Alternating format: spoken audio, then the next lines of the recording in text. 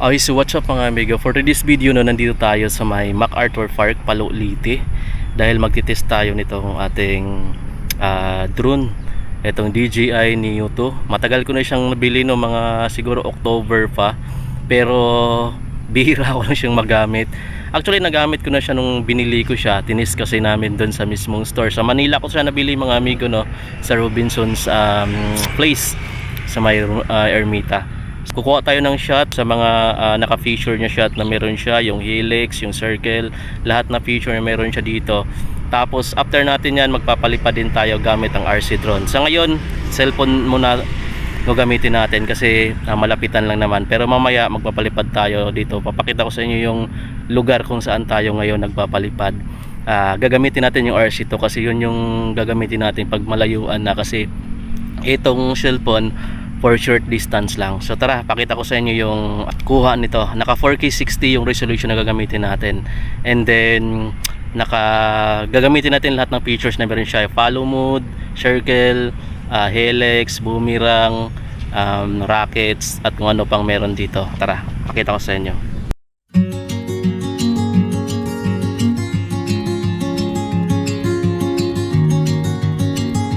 Ayun na siya.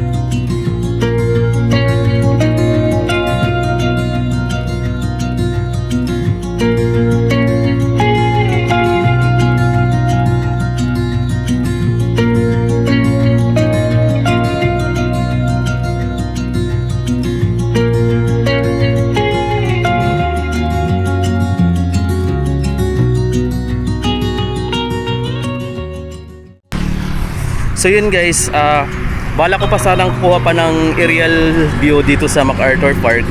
Especially dun sa may mismong MacArthur Park sana. Pupunta sana ako ngayon kasi ang napapaliparan lang natin kanina, nakunan lang natin ng aerial shot is yung dito lang sa may Boy Scout, itong area na to. So medyo distansya pa siya doon sa MacArthur Park mismo para makita nyo rin mismo sana yung MacArthur Park. Kaso biglang lumakas yung hangin, kaya papansin nyo yung mga dahon ng puno, malakas yung ano niya, yung galaw, ayan o. So kanina nagpalipad ako dito, nagwa-warning yung drone natin na malakas yung hangin, nahihirapan siyang umabante. So next time na lang ako pupunta ng MacArthur, kukuha tayo ng shots, tapos papakita ko rin sa inyo. Aerial shot siya na para makita niyo yung mismong view. Sayang, next time na lang mga amigo, kasi pag doon baka mamaya mas lalong mahihirapan kasi dagat na yung katabi ng MacArthur Park. So bye bye mga amigo, dito na lang muna tatapos ng vlog, and then sa susunod magpapalipat tayo ng drone sa mga kung saan tayo makahanap ng magandang shots din. Kukuha rin tayo ng aerial shot sana sa mga syudad, no? Kung pwede sana. So abangan yung mga amigo yung sunod nating upload na video.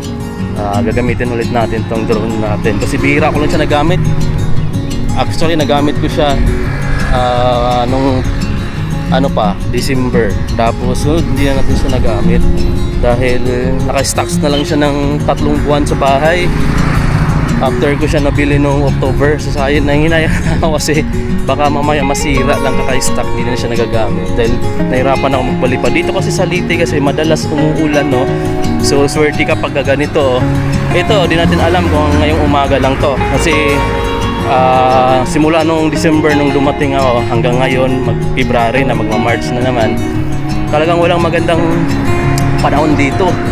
Aaraw lang ng umaga, tapos sa hapon uulan, biglang kukulimlim, tapos iitim na yung langit. Tapos maganda lang nito pag umaga, parang Baguio City lang din nung nagpunta kami na umaga lang maganda, pagkahapon nagpa-fog na tapos umuulan. So ngayon mga amigo dito, hindi ko alam kung bakit kaya ang hirap magpalipad ng drone.